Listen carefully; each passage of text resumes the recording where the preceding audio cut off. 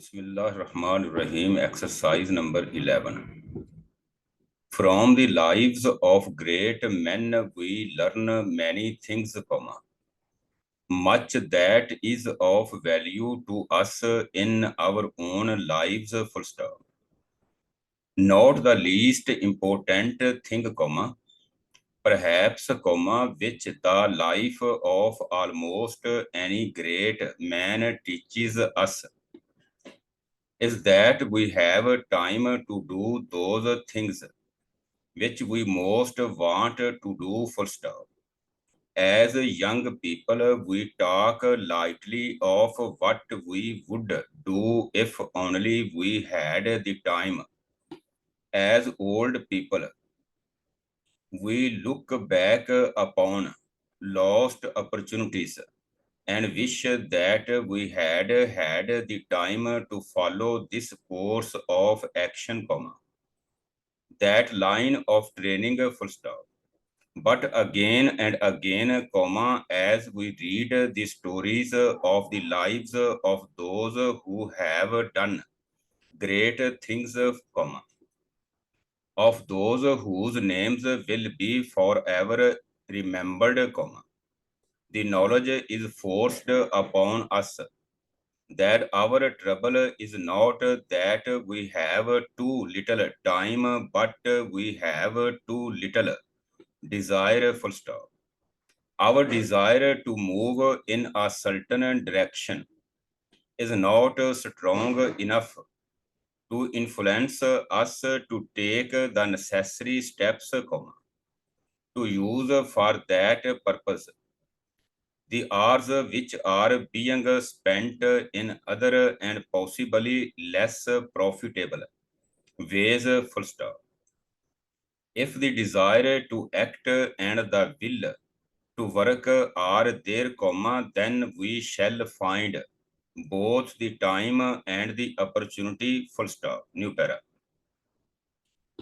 These thoughts come to the mind upon reading a recently published book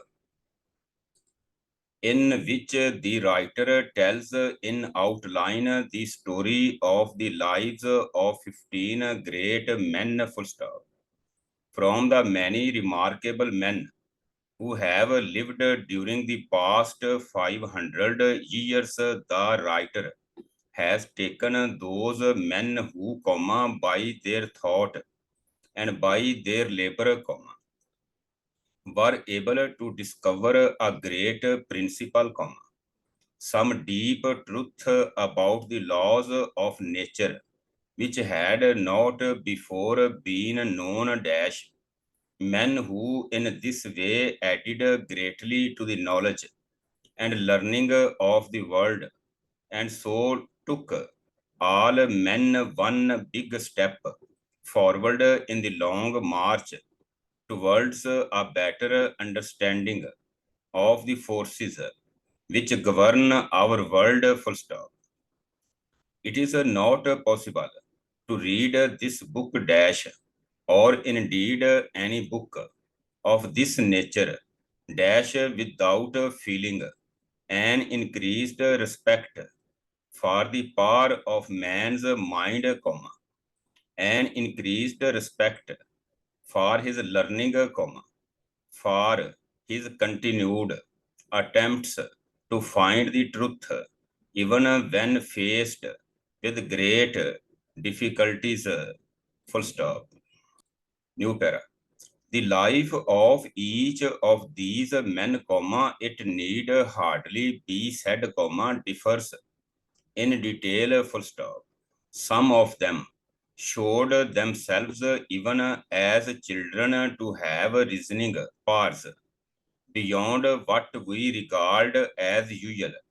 Others were just simple children showing no special powers of any kind during their early years, full stop. Some were one idea men, working only in their special field.